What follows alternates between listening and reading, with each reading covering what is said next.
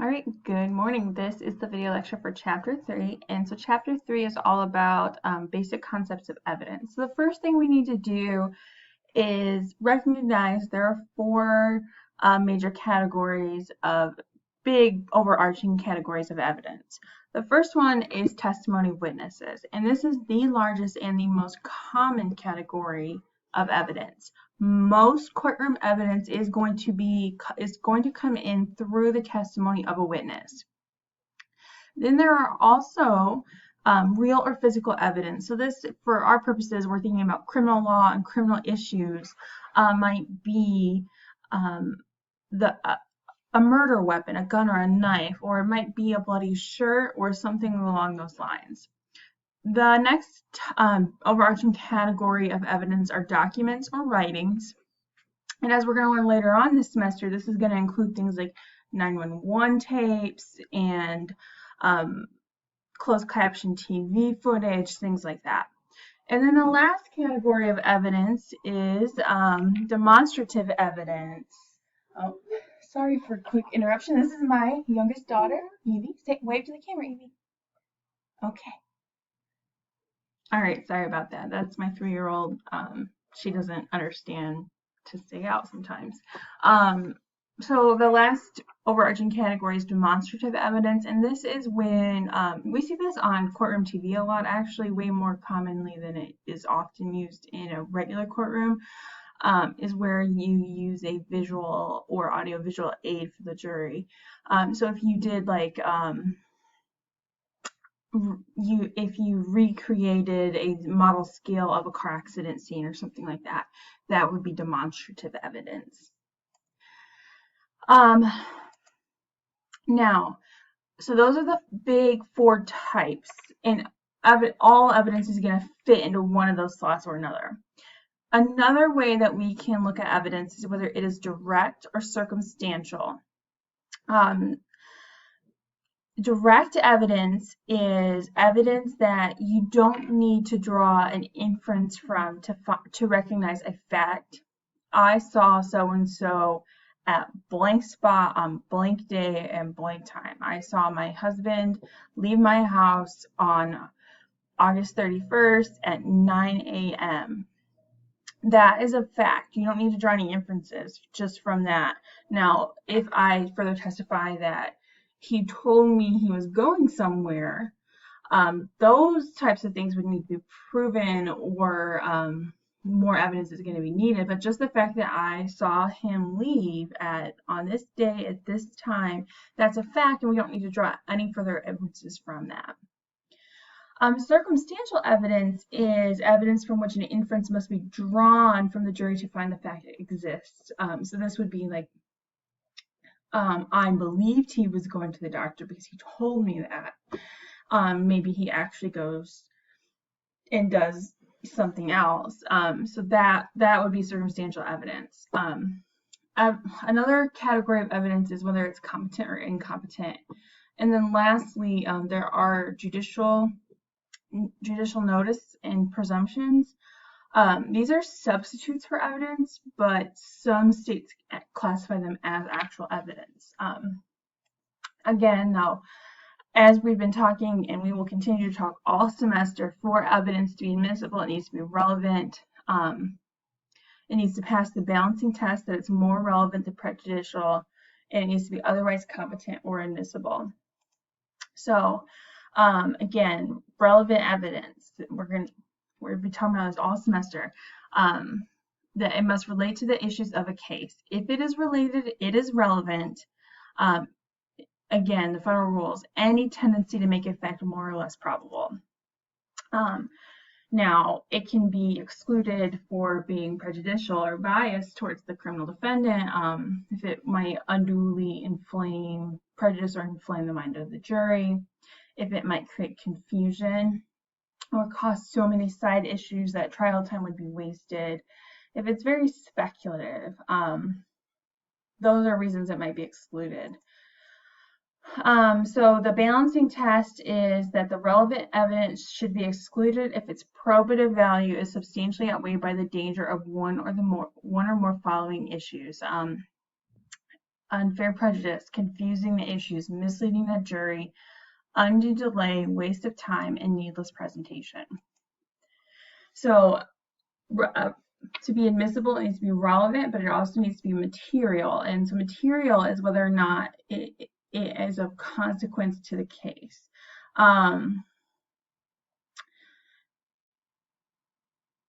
Balancing and competency are not included in material, but material is important because it does help keep trials and courtroom proceedings focused in on track. Now, competence evidence is evidence that's admissible. It's another word for admissible. I'm going to generally call it admissible this semester. I think that's more clear and it makes more sense based on the way the book is set up and the way that we're going to be talking through things. Incompetent evidence is inadmissible evidence. Okay, now prima facie. This is a really, really important concept, and I really hope that this is something that you can, just memorize and keep up here because it's very important. Prima facie evidence is evidence standing alone, unexplained or uncontradicted, is sufficient to establish a given fact or a group of facts constituting a party's claim or defense. Party's claim here, this would be the prosecutor. For criminal cases. This also applies in civil cases, but we're focused in on the criminal side. Or the defense. So a quick way to think about this that I think very effective is a common criminal defense is for a criminal defendant to say, well, I couldn't have done this crime because I had an alibi. So when that defendant's alibi takes the stand and testifies that they were with the defendant on the day in question, the time in question, and this is what they were doing, that is prima facie evidence of the defendant's alibi. Now, that evidence can still be rebutted by the prosecutor, and it can still be contradicted by other witnesses, but by itself alone, a witness taking the stand and saying that they were with them, the date and the time establishes the defendant's claim of an alibi. So that's a good example of prima facie evidence. Again, and then evidence can be contradicted or corroborated. So contradictory evidence would be establishing something that's the opposite of what's been said. So if we go back to our defendant with their alibi, if another witness takes a stand and says, that's not true, because I own a store and the defendant is by themselves on my video footage at this date and time, that is contradictory evidence. And then corroborative evidence would be evidence that is supportive of evidence already given, that strengthens it or confirms it. So if we go back to our defendant, if part of his alibi was that they went to a drive-in movie and he is able to produce a gas receipt showing he filled up his gas tank on the way and the movie tickets, that would be corroborative of the alibi. Okay. Again, though, you don't have to, jury gets to decide. They can say, well, maybe he just bought it to cover his own, you know what, and then he snuck back out. Again, it doesn't have to be perfect, but on its own, if you take it as it is by itself, it's prima facie if it establishes a case. And then we can go, and then it will likely be contradicted and corroborated at the same trial. Okay, so one of the big things that judges watch out for is wasting of time and confusing. So corroborative evidence is different from cumulative evidence. Corroborative evidence strengthens or confirms a fact. Cumulative evidence is just repetition of the same fact or concept.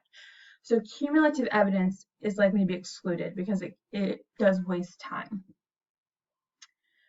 Okay, so shifting in to another type of evidence, or more accurately, a substitute for evidence, is judicial notice. Judges can take notice of facts.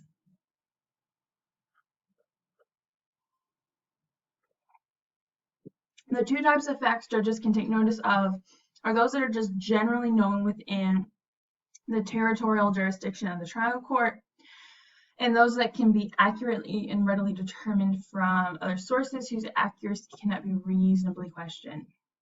So in a lot of criminal cases, there's often vehicles involved, and so the NHTSA highway manuals and documents are often used here to take judicial notice of certain things.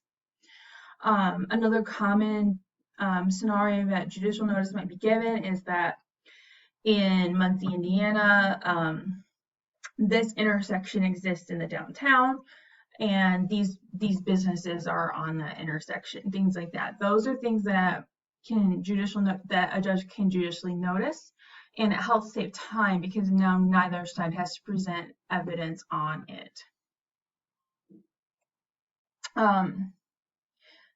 How things are judicially noticed is a little bit different between civil and criminal courts. In civil courts, a judge can tell the jury that this must be accepted as a conclusive fact, meaning the jury needs to take it as true. In a criminal case, judicially noticed facts the judge cannot tell the jury it must be conclusive, because that would violate the defendant's constitutional rights. And it would violate the defendant's constitutional rights, full stop. So now, I will say though, when a judge tells the jury that they are taking judicial notice of a fact, the jury is not extremely likely to deviate away from that. Generally across the country, judges can take judicial notice of public statutes and laws, geographical facts, like the location of a highway or a street. They can take notice of commonly used words or phrases like that AM and PM mean morning and afternoon, night. That there are all these different types of intoxicating beverages, but they all have the same effect of getting someone drunk. And slang can be judicially noticed. Notice of days and time can be judicially noticed. Occasionally, scientific or medical facts can be judicially noticed. For that to happen, it needs to be an established fact. It needs to be clear as day. There needs to be, clear, strong agreement that this is a fact.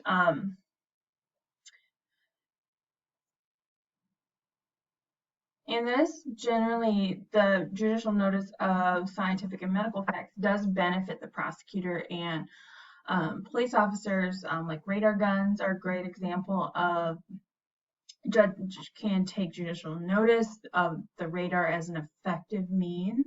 It's an accurate means of determining the rate of speed of a motor vehicle on a street or highway. That doesn't mean the defendant can't challenge it. They can say maybe it wasn't calibrated or things like that, but the judge can take notice that the radar guns are accurate and reliable.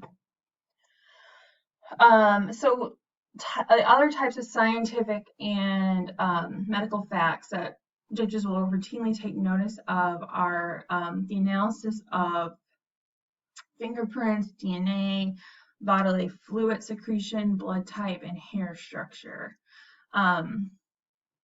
Now, the issue of whether or not these things match the criminal defendant, or if there's another reason why some of these things may be there, like fingerprints might have been there because the defendant also lives there.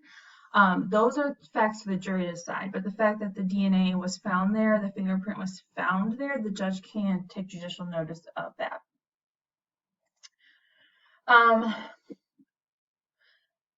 In general, polygraphs are inadmissible in court across the country.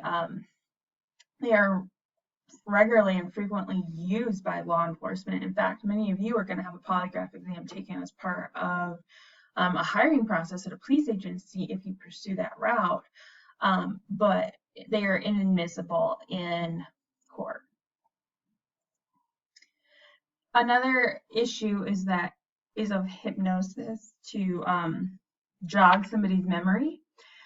If someone undergoes hypnosis to have their memory jogged, that is generally excluded from evidence. Many courts refuse to recognize that this is a valid method to recall a witness's memory. All right, next up are presumptions. So this was in that fourth category. It was judicial notice and presumptions. Presumptions permit the jury to conclude that because the party introduced one fact, the basic fact, the jury must conclude that the presumed fact also exists, even though no evidence of this presumed fact was actually given to the jury.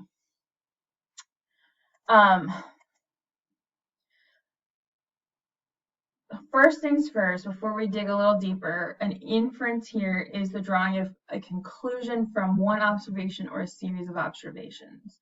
And a conclusive presumption is one that the law demands or directs must be made from a set of facts and cannot be refuted with other evidence. Conclusive presumptions cannot be used to prove an element of the crime, as that's the duty of the prosecutor. In contrast, an inference or conclusive presumption, true presumption, is usually used in the following manner. If the basic fact is found to exist, then the jury must find the presumed fact also exists in the absence of contrary evidence being used. So in criminal courts, this is the way it's done. I introduce this fact. You must presume it to be true, this fact over here to be true, unless it is rebutted by the other side generally. You don't want to go around rebutting your own presumptions.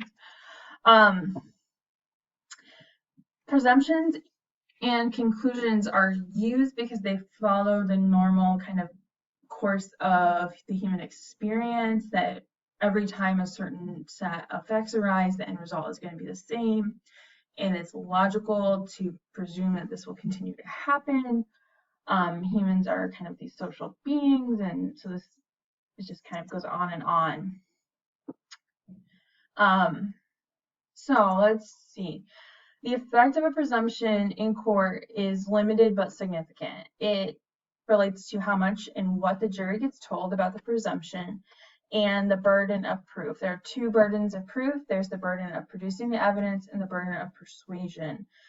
A presumption shifts the burden of production to the party against whom the presumption operates. So the prosecutor introduces this presumed fact, this basic fact and the presumed fact. Now it is up to the defendant to rebut this presumption. It shifts the burden of production from the prosecutor to the defendant, which is really important. This is really important part of the trial process. Presumptions can be incorrect, which is why rebuttable presumptions are more common than the irrebuttable ones mentioned above. Now, so let's look at some common presumptions, because it's kind of confusing if we don't clarify what we mean here. So the most common presumption in criminal courts is the presumption of innocence. This is a rebuttable presumption that you are innocent until you are proven guilty. And the prosecutor needs to overcome this by presenting enough evidence to demonstrate the defendant's guilty beyond a reasonable doubt. So this operates in every single criminal case that makes it to trial. We also have a presumption of sanity. We presume that people are sane, because by and large across our country, most people are sane. And so the prosecutor doesn't have to start every single criminal trial by demonstrating the defendant is sane. Now, the defendant can rebut this presumption, and they do so by producing evidence that the defendant is in fact not sane, that the defendant is insane and meets the criteria. So again, it can be rebutted, and the duty to rebut it is not on the prosecutor, but it's on the defendant, because most people are sane. And it would be a waste to have a prosecutor prove that every defendant is saying to start a trial.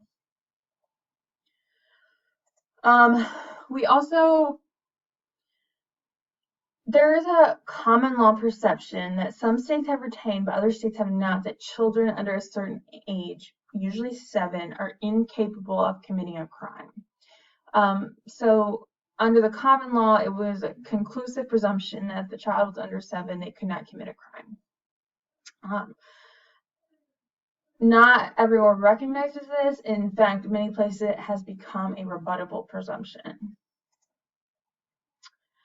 Other rebuttable presumptions that came from the common law, they are allowed as inferences in criminal cases, that you intend the ordinary consequences of your voluntary actions, that an unlawful intent is presumed from an unlawful act. So these are kind of common principles of criminal law, right? Actus reus up here, mens rea right here. The evidence is willfully suppressed. Willfully suppressed would be adverse if it is produced. So this is if you tamper with evidence, you intimidate a witness.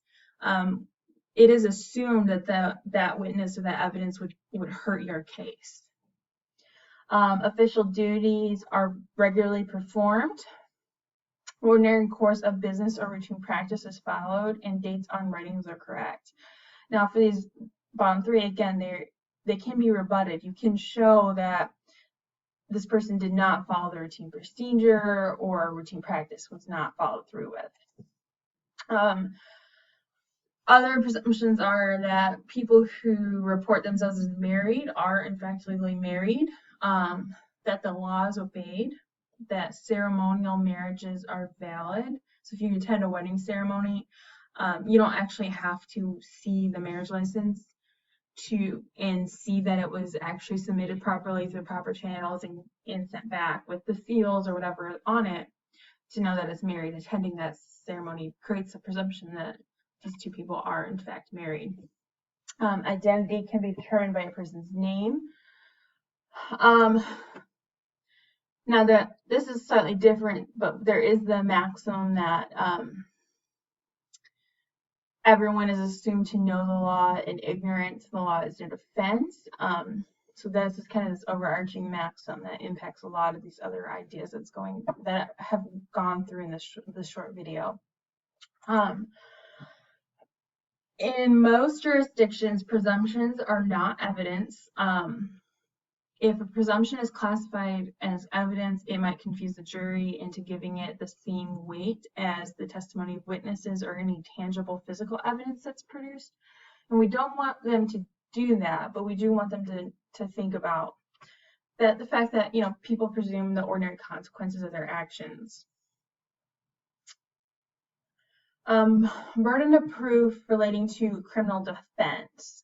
The defendant has the burden to raise their criminal offenses. To assert their defense, they need to introduce evidence to support that. So we talked about this a couple of times actually during this video lecture so far.